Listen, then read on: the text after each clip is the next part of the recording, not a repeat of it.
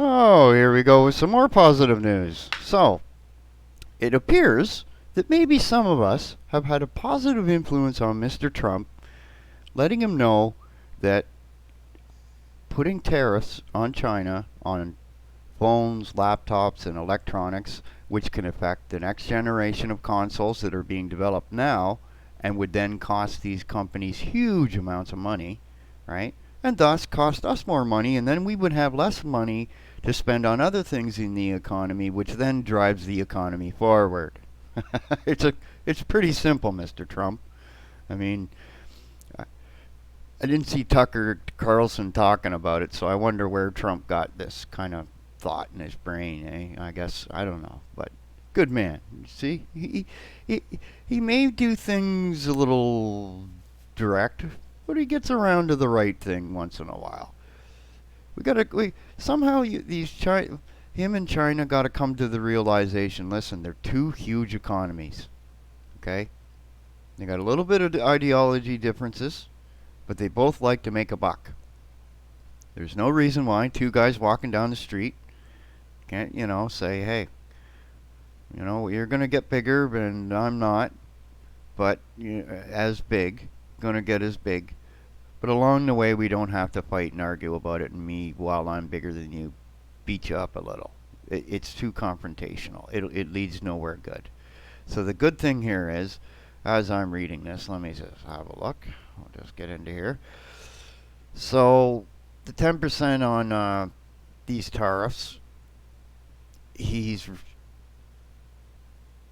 rolled them back till December 15th. He's trying to give everybody a Christmas buy is what he's doing. He's trying to get that economy going, and if you're not following this is something for some of us older people that maybe follow what's going on a little bit. The economy's been sliding a bit, so he lessened his interest rates. This is, this is how people borrow money. So when you do that, people go, oh, cool, good time to borrow money. So people borrow money, and then they start paying interest on it, and that's how banks and things make money, right? Or lenders.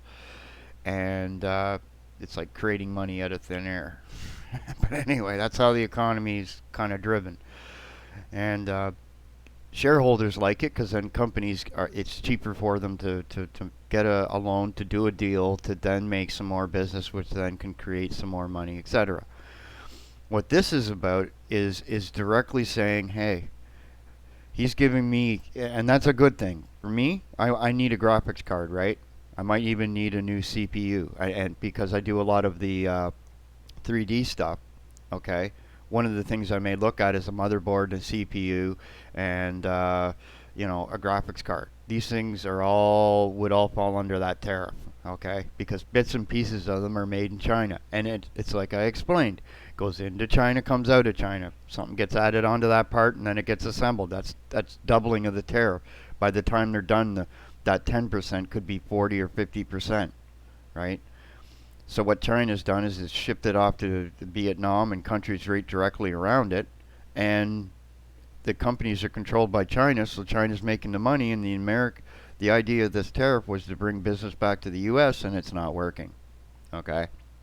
There's too many other places you can go, and Trump will effectively have to tariff the entire world, and then when you got the entire world versus 350 million people, you know what happens, eh? They all join the Chinese and the Russians, and then they make deals, and then blump.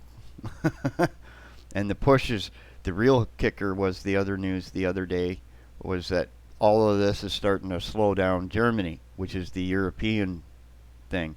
And that's going to push Germany to say, well, you know what? If the Americans are going to keep this up, we'll join the other side. That's where that leads.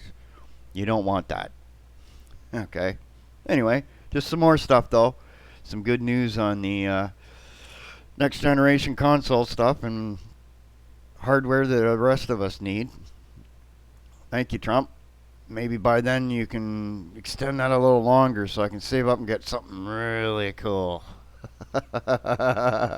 Everyone have a good day.